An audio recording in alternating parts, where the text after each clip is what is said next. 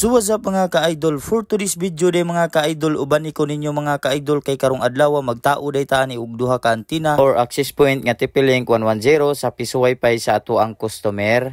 Ug din hinapod nako giplastada ang mga wire ug adapter sa ato ang antenna nga TP-Link 110. Man na din ako gutay ang mga wire day mga ka-idol ug asa gibutang nato ang antenna nga maabot ang ato ang signal didtong eryaha. Kay kanilaging naatay customer nga mo request nga kinahanglan nga maabot ang ato ang signal sa ato ang piso wifi sa ilahang balay. Mao nang gipadaganan og antenna or access point sa ato ang customer kay naa lagi ni request niya nga maabot ang signal didtong eryaha.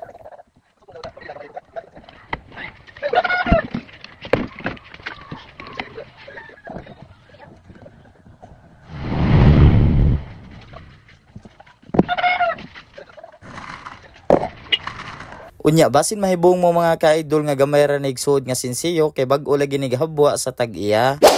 Mao din nga area din mga ka-idol nga ari natong gibutang ang usa ka antenna or access point sa piso wifi.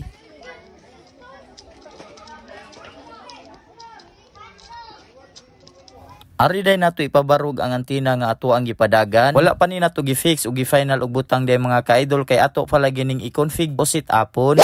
Ari nato gi-set up sa cellphone o gi-config day mga ka-idol kay ato laging ilisag ngalan sa piso wifi. Mao angan nga default ani day mga ka-idol mao ang TP-Link. Mao nang atong gi-set up o gi-config para mailisag ngalan og unsay ngalan sa imuhang piso wifi. Unya pagkahuman natong set up sa usa ka antenna mga ka-idol ni proceed ta sa ikaduhang antenna. Mao din ning eryaha ug ari po nato ibutang ang ikaduhang antenna. Diri sa nato gibutang sa coral day mga ka-idol kay ato palagi ning configureon o set upon.